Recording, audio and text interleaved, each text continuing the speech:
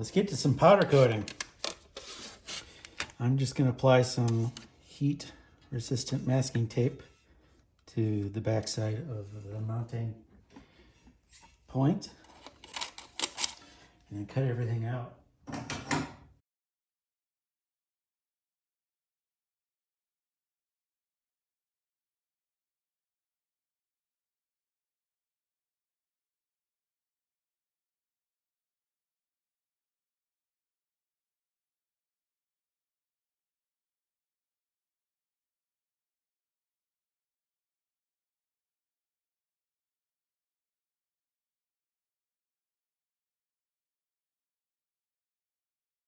I'm going to outgas my wheels here, which basically means I'm going to put them in at a temperature and leave them in there for quite a while, for about 40 to 50 degrees above your powder coat temperature is going to be, which is 375. So I'm going to just set it for 425. Before I put this in the oven, I want to put my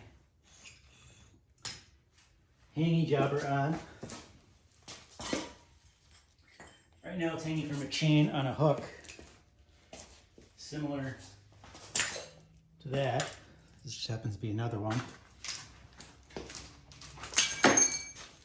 I'm going to apply the powder when the wheel is in the position it is now, but I'm going to bake it horizontally.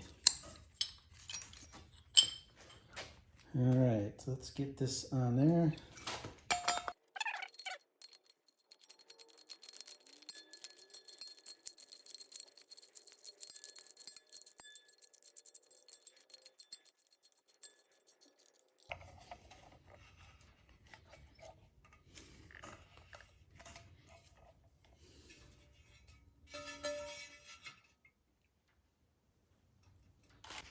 This is just some masking tape, and I'm going to go like when you put your phone protector on your screen to get all the little bits of dust and stuff off. I'm just going to take this tape and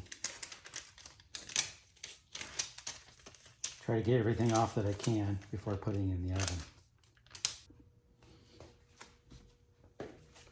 Into the oven it goes. It's only 175 in there right now. It's warming up. But it should get up to temperature within about 40 minutes. And then I'm gonna leave this in here for like an hour after that. So I'll be back in quite a while, almost 2 hours from now.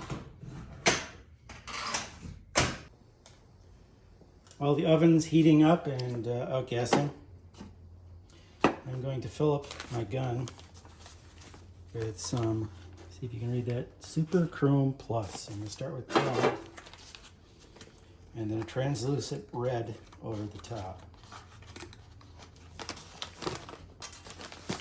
I only need enough for one wheel because I'm going to switch to red before doing the next wheel. So I have to keep taking that with me. A little funnel is nice.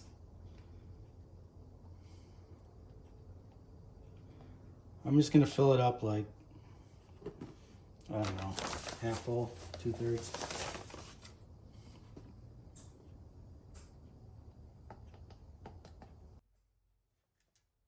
I will be using this today. This is the Eastwood dual voltage hot coat. So far I like it. I wish they had given me extra bottles. Didn't really think about it at the time when I ordered it, but it'd be nice just to have different colors in them. They probably cost the company 80 cents a piece. I wish they just charged me 80 cents more and give them to me. And I lengthened the ground cable and I put a different clamp on. But the only thing I've done to this gun. Time to take it out of the oven. The outgassing is done. And what I'm going to do now is set it for powder coat temperature. Right now it's at 425. By the time I open the door, it's definitely going to drop a few degrees plus after I powder coat it. It'll be around that temperature. Let's get it out of the oven. I like to use a pair of vice grips on the hook. I don't use oven gloves because gloves end up dropping crap on your wheels. And that's too loose. Just the vice grip a little bit. That's better. All right. Hang it up on the hook. Vice grip off. Shut the oven door so it can stay hot. Let's just check the temperature of the wheel.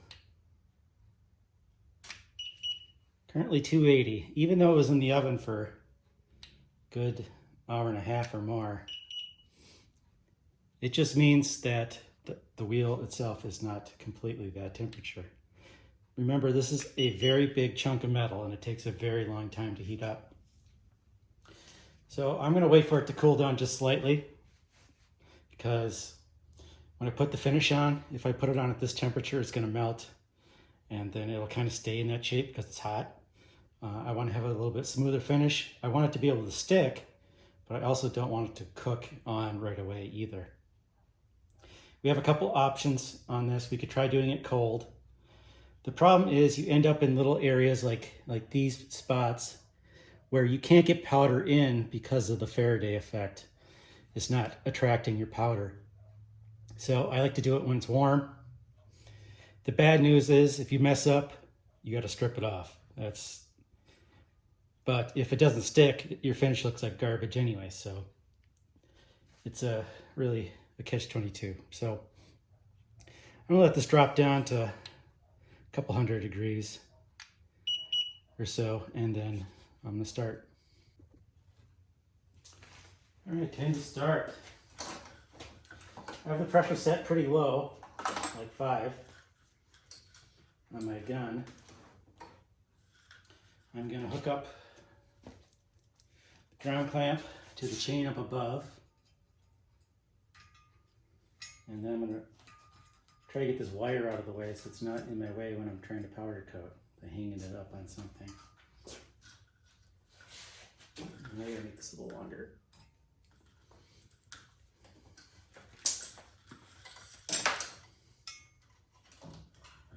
Too short.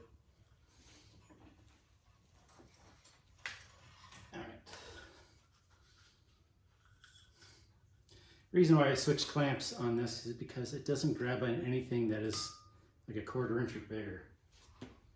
So, sitting there fighting your clamp, trying to get it to hook onto something that you're not trying to powder coat. It's real frustrating, so I just move the clamp around. Alright, now I get the hose going. Try to get everything out of your way. I'm going to do the inside first, because as I blow stuff through, it's gonna come back and land on the front. And I want as smooth as finish as I can on the front. So I'm gonna do that after, so that I can smooth it out with more powder on top. That's obviously the most important part.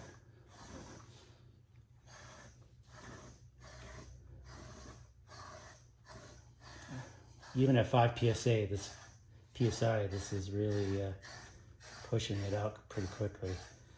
I tend to feather, instead of trying to adjust my regulator, I just squeeze less hard on the trigger to what I want.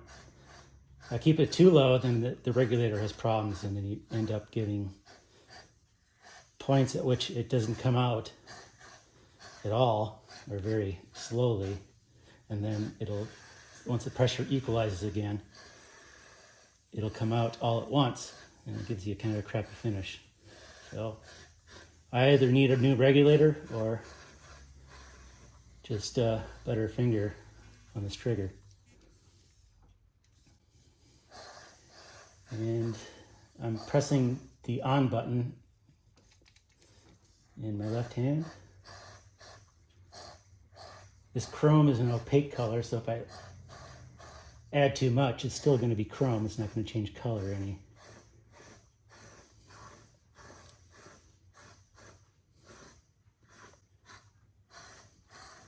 Try to get a nice thick finish so that it blends together and melts well. So it gives you rather than a matted finish, which you're not looking for in chrome. You're looking for it to be nice and shiny. If you put too little on, it ends up being matted.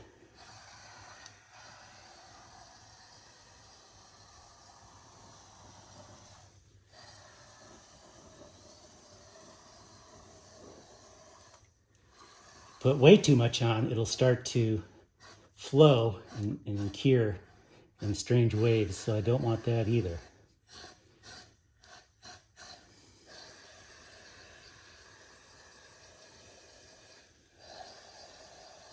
I'm sure there's real powder coaters out there who are mocking my technique, but I don't do this all day long, not even in the slightest. So you go ahead and laugh away. I'm better at other things than you are. All right, so I'm going to try to not miss any spots.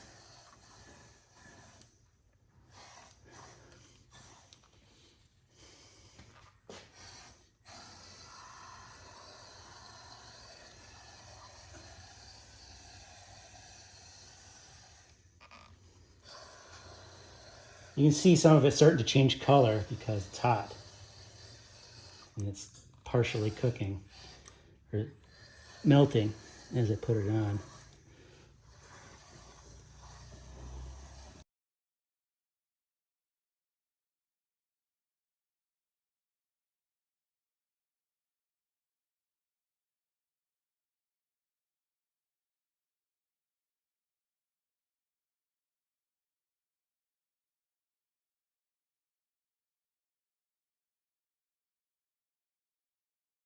Finally, get amazed at 5 PSA how often it kicks your compressor on.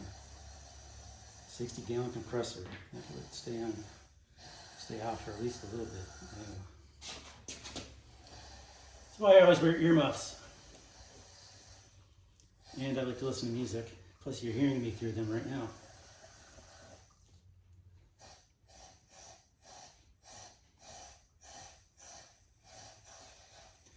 Obviously the inside isn't really of great importance. I just want to cover it up.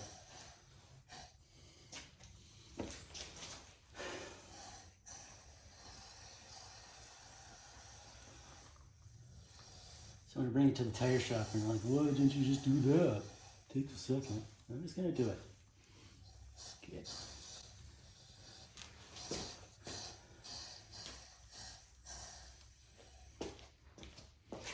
I'm not using a swivel hook because I don't like them. I end up putting stuff in the oven and it swivels around and then it hits the walls. I don't particularly care for that.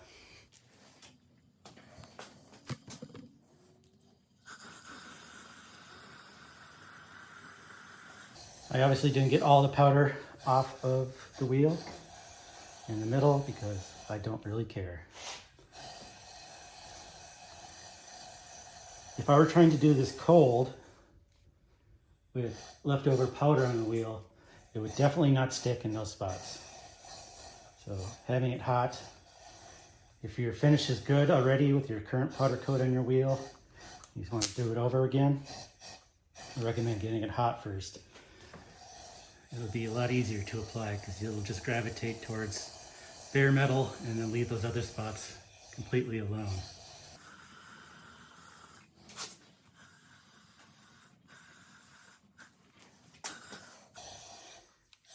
Don't particularly want the, well, I guess I wouldn't care if it happened, but I'm going to be putting a transparent clear over this. That's red. And all I really want this chrome to do is to be reflective. It gives it that depth.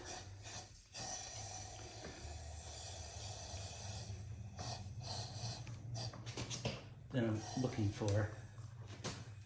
If you're looking through a window into a mirror with rose-colored glasses. All right. Apologize for the camera. I'm obviously doing something. I don't have somebody else to film shit for me, so this is what you get. I'm going to do sort of a sweep and focus on areas so I can remember what I did in sort of a pattern. I'm going to do the face last. I'm going to do inner parts first. It's real easy to forget what you're doing. Like if you don't put enough powder on one spot, you just kind of brushed over it. It looks like you did it, but you didn't really. That's why I try to do things in order, like inside, outside, back.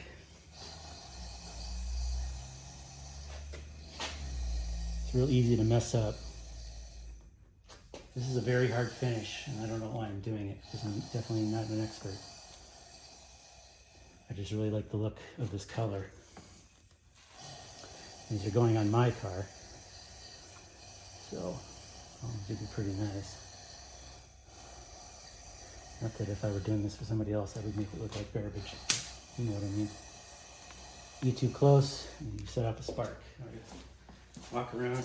It's easier to walk around than have something that swivels, I think.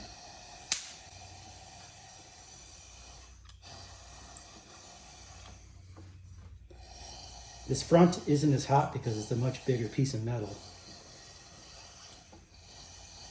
A lot thicker than the sides of the rim. So you're seeing it going on a little more gray because it's not melting.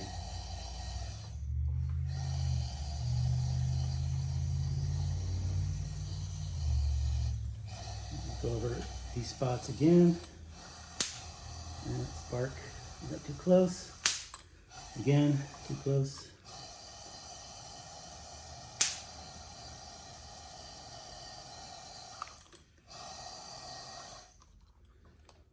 Just gonna swivel this a little bit so I can see. Thankfully this hook isn't overly hot. Otherwise I would just burn myself.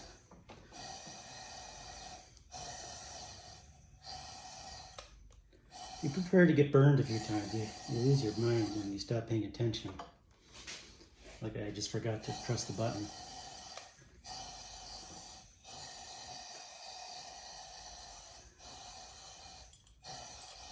Okay, now I'm going to go inside these little spots here. Make sure I get those. My cord is caught on the cart. I'm sweating because this thing is hot. There's a spark. Sparks don't really seem to hurt anything. They scare you more than anything else. That.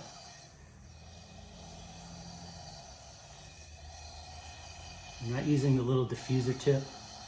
Maybe it would have been nice in this little spot, but I don't particularly like the diffuser tip. I haven't had good results with it on anything so far.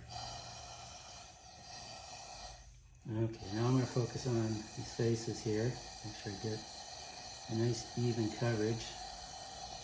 And thick enough so it looks decent when I pull it out of the oven. The hook on the front that you see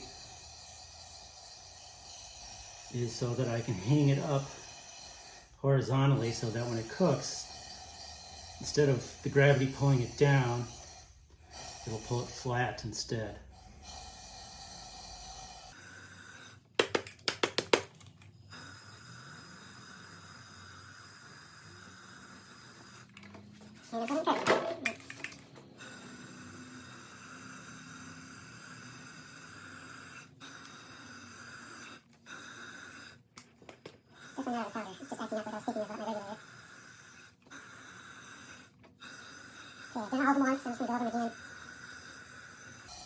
Another reason why I like doing the front last is because it cools down.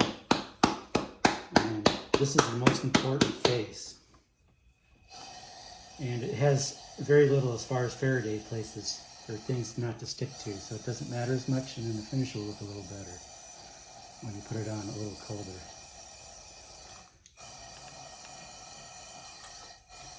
This chrome isn't chrome all the way through, it's just chrome on the surface. If you were to sand it slightly, it's going to turn gray, dark gray. So you really need something over it, otherwise it's not going to work so well. It's going to encounter some sand on the road and it's going to look like poo.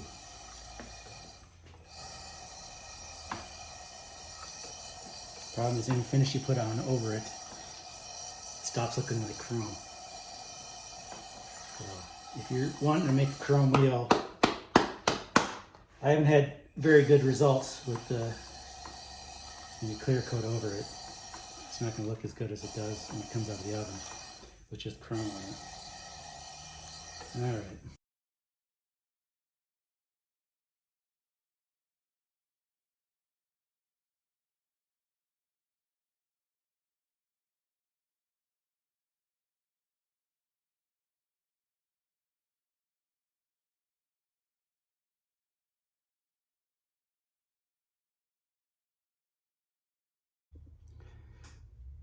It is in the oven. It's been in there for about 15 minutes now.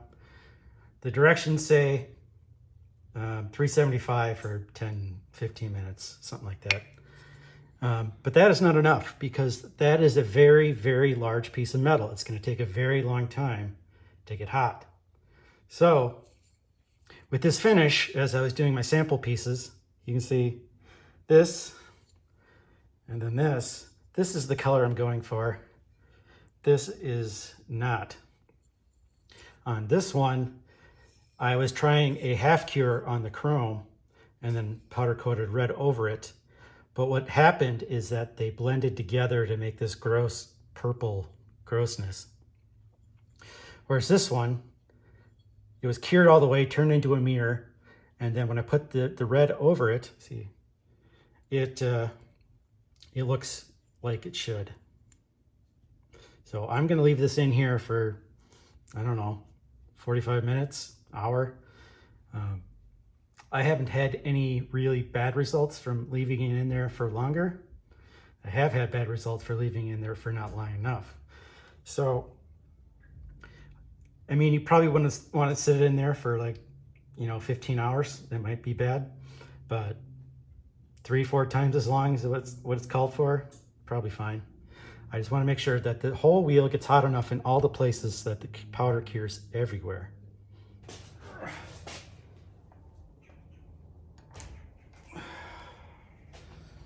Shut the oven.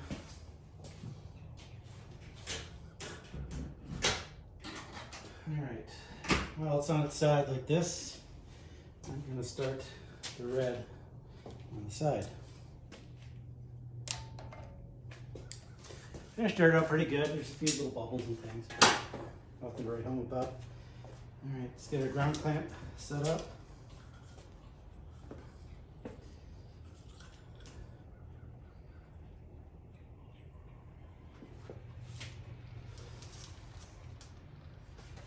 All right, it's on its side. I'm going to do the side.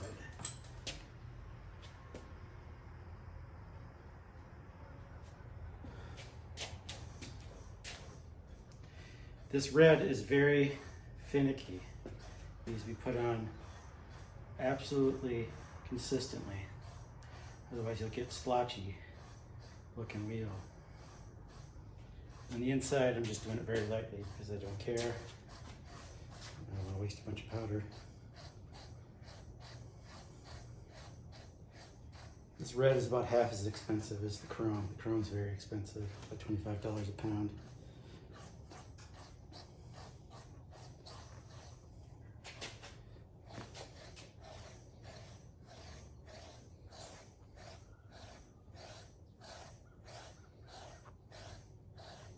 It's basically melting on right now. I'm gonna wait a little bit for the front to cool off before I do that. The reason I flip it is because the gun doesn't work very well facing downwards. So all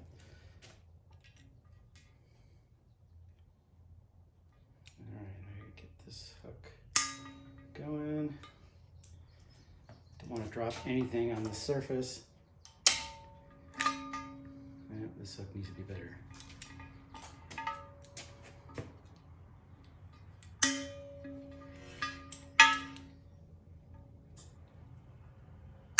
we go. All right, this is a bit precarious and it's hot, so.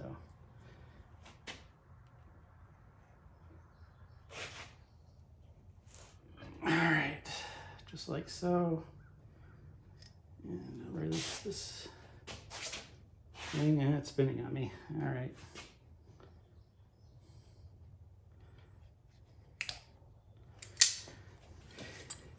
Sorry, everybody watching. It's not that I don't care, I just want to get this done right. It's more important for that to be the case than you guys have a better experience on YouTube.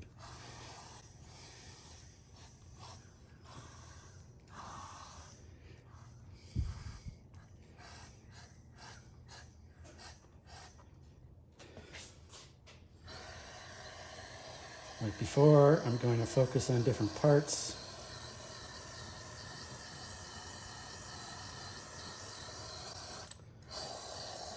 And need a little more air pressure, I think. Just my regulator up a little bit.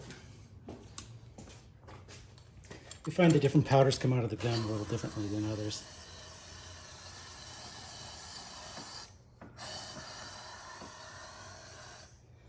Some need more pressure, some need less.